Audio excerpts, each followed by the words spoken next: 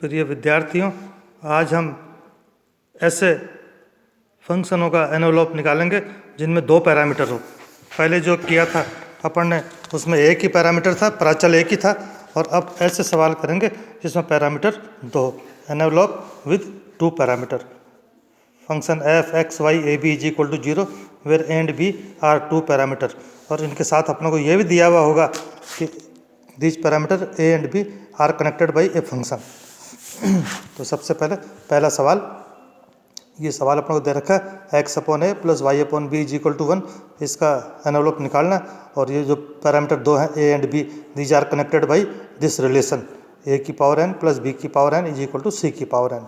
तो इसको हल सॉल्व करने के लिए तो सबसे पहले तो अपन मान लेते हैं कि भाई this two parameter A and B both are function of T. तो इस ए का डिफरेंशियल किया आंशिक अवकलन विद रेस्पेक्ट टू ए, तो minus X upon A square D A upon D T. इसी प्रकार बी का 1 अपॉन बी का minus 1 upon B square D B upon D T is equal to 0। इसी प्रकार दूसरे समीकरण का अवकलन किया ए की पावर एन का एन ए की power N minus 1 D A upon D T, और बी की पावर एन का एन बी की power N minus 1 D B upon D T. और इन समीकरण 3 व 4 से eliminate D A upon D T and D B upon D T. तो दोनों का कंपेयर कर दिया, तो कंपेयर करने से ये आ गया रिलेशन। और इनको सिंप्लीफाई किया थोड़ा तो ये आ गया। और इसको ये आ गया अपने पास एक्स अपॉन ए की power N is equal to Y upon B की पावर एन। और ऊपर का ऊपर ऐड कर दिया और नीचे का नीचे, तो X upon A plus Y upon B upon A की पावर एन प्लस बी की पावर एन।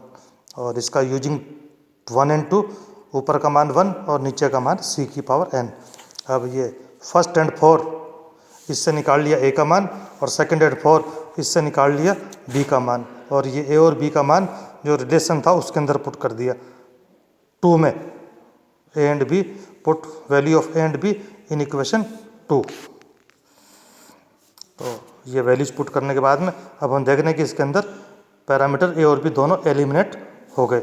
और इसको थोड़ा सिंप्लीफाई करेंगे तो ये लास्ट में आंसर एक्स की power N upon N plus 1 plus Y की power N upon N plus 1 is equal to C की power N upon N plus 1। This is our answer.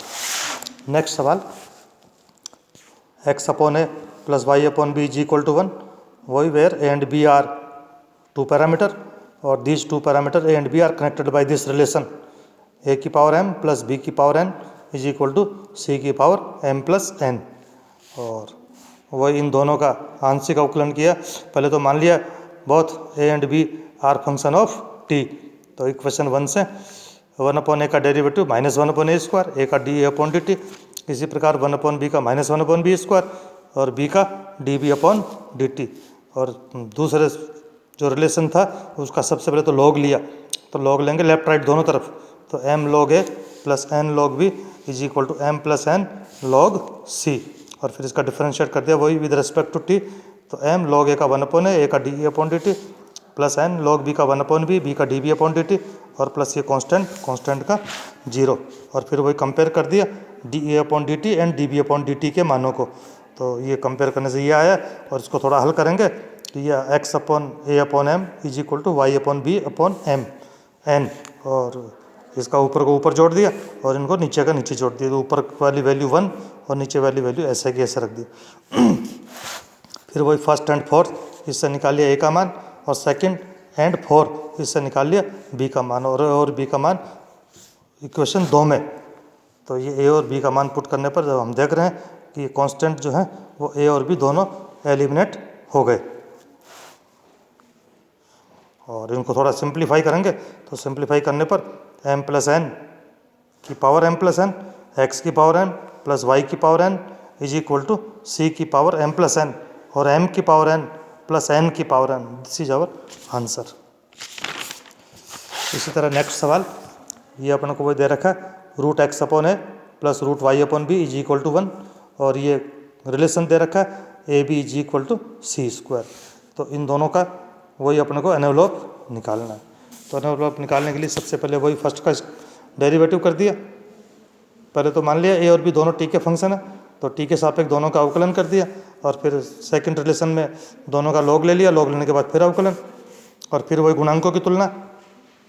Equation 3 and 4 को compare कर दिया और उसके बाद में ये इसको थोड़ा सिंप्लीफाई करेंगे तो ये इक्वेशन आ जाएगी अपने पास √x upon √a upon 1 is equal to √y upon √b is equal to 1 और ऊपर का ऊपर ऐड कर दिया, नीचे का नीचे ऐड कर दिया।